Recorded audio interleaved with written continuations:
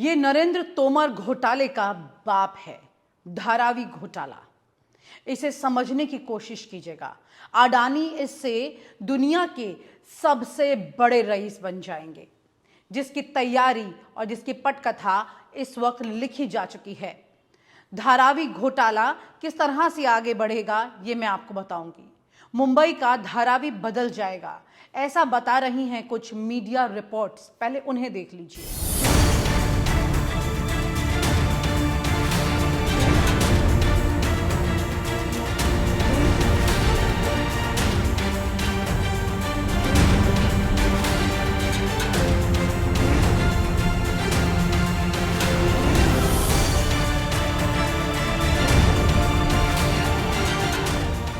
धारावी मिलने के बाद दुनिया का सबसे बड़ा रईस बन जाएगा अडानी।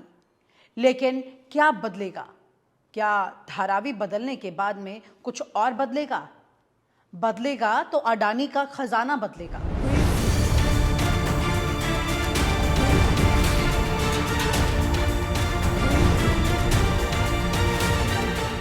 महाराष्ट्र के मराठी अखबार और शिवसेना के मुखपत्र सामना में इस बात का खुलासा हुआ कि अडानी को धारावी दिवाली गिफ्ट के तौर पर दिया गया, जिसमें कई नियम ताक पर रख दिए गए।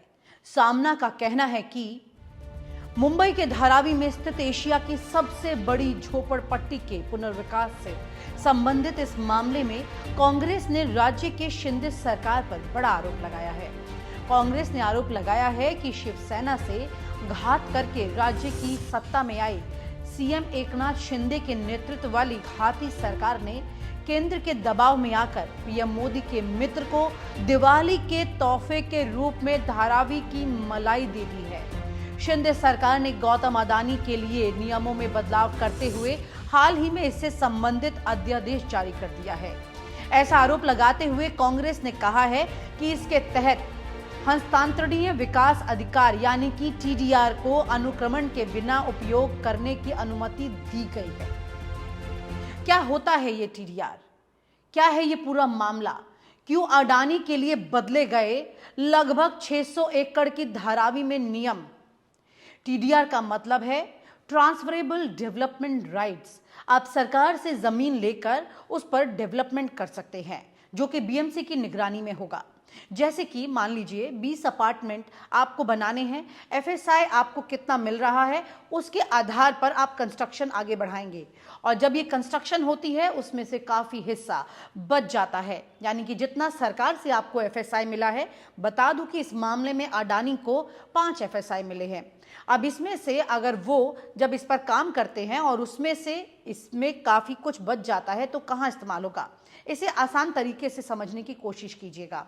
जब कोई डेवलपर काम करता है तो उससे पहले टीडीआर होती है, यानी बिल्डर को डेवलपमेंट के राइट मिलते हैं। फिर धारावी के 10 लाख लोगों के घर बनाने के बाद जब जो जमीन बचेगी, यानी कि 600 एकड़ के आसपास जो जमीन है, उसमें मान लीजिए इन 10 लाख लोगों को 50% इलाके में ही पूरी तरह से बसा दिया जाता है, तो उसके बाद जो जगह बचती है उसे अडानी आगे बेचने के लिए इस्तेमाल कर सकते हैं, यानी कि बाकी डेवलपर्स को उसे बेचा जाएगा। अडानी के पास एफएसआई का अधिकार मुंबई की दूसरी जगह इस्तेमाल किया जा सकता है, यानी कि 500 रुपए की डेवलपमेंट करके 5000 के रेट पर अडानी काम कर सकते हैं मुंबई की दूसरी जगहों पर। और ये दूसरी जगह कौन सी है इसे समझने की कोशिश कीजिए। दुनिया का सबसे अमीर जगहों में से दूसरे नंबर पर आती है साउथ मुंबई।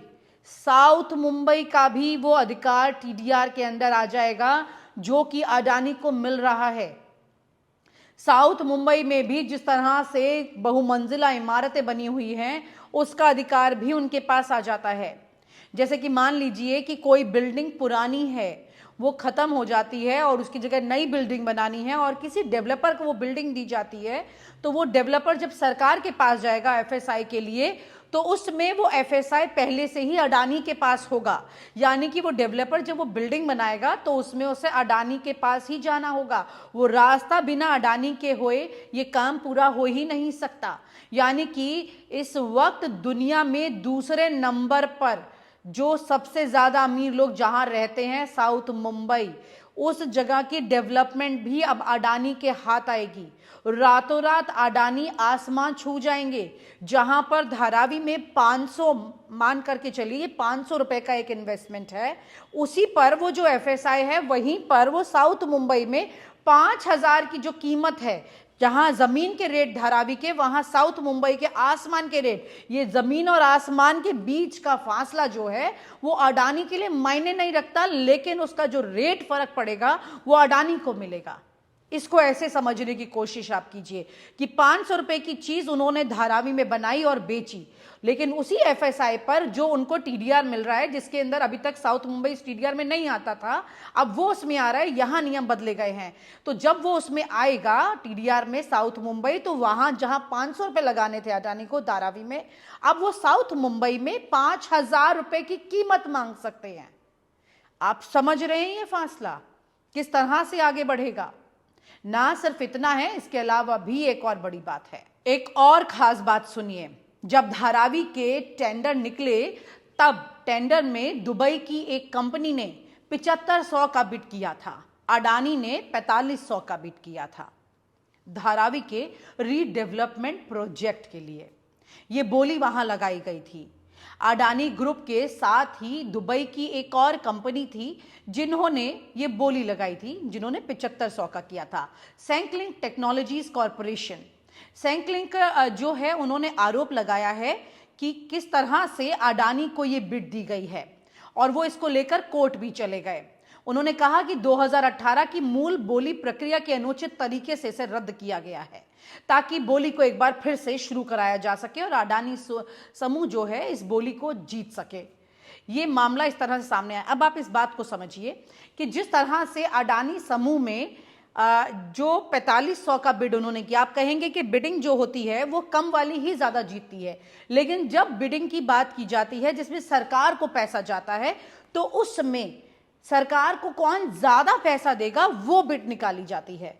यहां पर 4500 की बिड जो थी लगाई इन्होंने अडानी ने, और दुबई की कंपनी ने 7500 लगाई। यानी कि आइडियली देखा जाए तो दुबई की कंपनी जो है उससे सरकार को फायदा होता, वो सरकार को ज्यादा पैसा देती। लेकिन यहां पर बिड में कौन आता है सामने? अडानी, जो कि कम पैसा लगा रहा है। कम पैसा लगा के बड़ा लाभ उनको मिला है, ऐसा पहली बार तो नहीं हुआ है, उनके कई प्रोजेक्ट में ऐसा ही होता रहा है। तो यहां पर दुबई की इस कंपनी ने इन पर मुकदमा भी ठोक दिया इस बात को लेकर कि ये बिड गलत तरीके से हुई है, जो कि अब यहां पर अडानी को फायदा इस बात का मिलने वाला है कि जहां पर दूसरी कंपनी जो ज्यादा पैसा देती, यानी कि वो अपना मुनाफा उतना नहीं निकाल पाती, यहां पर अब अडानी अपना मुनाफा ज्यादा निकालेंगे और सरकार को पैसा कम देंगे। ये तस्वीर सामने निकल कर आ रही है। किस तरह से धारावी परियोजना में टीडीआर अडानी के हिसाब से बन रहा है, एक बड़ा बाजार तैयार हो रहा है, और ये बाजार में फायदा सिर्फ एक व्यक्ति का है, वो है गौतम अडानी का फायदा। इस तरह से एक पूरी की पूरी पटकथा इसकी लिखी गई है। कई फायदे इसके अंदर अडानी को मिलने वाले हैं। एक तो कि धारावी का जो लगभग 600 एकड़ की जमीन है, 10 लाख लोगों के लिए जो पूरा प्रोजेक्ट बना रहा है, इस प्रोजेक्ट में अडानी के पास जब वो इस प्रोजेक्ट को, क्योंकि मुंबई में ज्यादातर इमारतें ऊंची बनती हैं, जमीन का इस्तेमाल कम होता है, तो इन 10 लाख लोगों को बड़ी आसानी से अडानी एक ऊंची इमारत के हिसाब से बना करके इमारतें और सेट कर देंगे। उसके बाद जमीन ज्यादा बच जाएगी। उस जमीन को उसमें ये मैंडेट भी लिखा गया है कि जो बाकी डेवलपर्स हैं उनको इस जमीन के अंदर आकर के हिस्सा लेना होगा।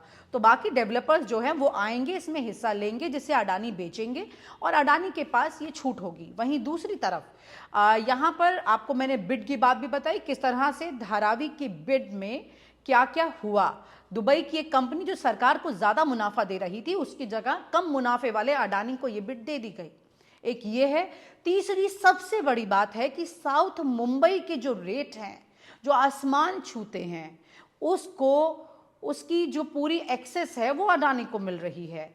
अब अडानी को जिस तरह से साउथ मुंबई में एक्सेस मिलने जा रहा है, आप ये समझिए कि जहां पर आपने 1 रुपए की चीज खरीदी है लेकिन आपको 100 का फायदा मिलेगा। इस तरह से वहां पर अडानी के भी पांव पसारने का मौका उन्हें मिल रहा है। और ये तमाम तरह की चीजें जो हैं ये सरकार की तरफ से फायदे दिए गए हैं, क्योंकि बीएमसी इसकी पूरी की पूरी देखरेख कर रही है। उन्हीं की देखरेख में ये टीडीआर ट्रांसफर होगी, यानी कि ट्रांसफरेबल डेवलपमेंट जो ये पूरा प्रोसेस है, ये जो काम आगे बढ़ेगा ये बीएमसी के अंडर होगा। तो ये रीडेवलपमेंट के नाम पर यहाँ पर किसका रीडेवलपमेंट हो रहा है ये समझिए। तो इससे आप पूरी तरह समझ सकते हैं स्थिति कि इस वक्त किसका रीडेवलपमेंट यहाँ पर हो रहा है और किसको इसका सीधे सीधे फायदा मिलने वाला है। यहाँ पर इस धारावी को रीडेवलप करने के साथ साथ अडानी जो हैं वो दुनिया के सबसे बड़े अमीर हो जाएंगे।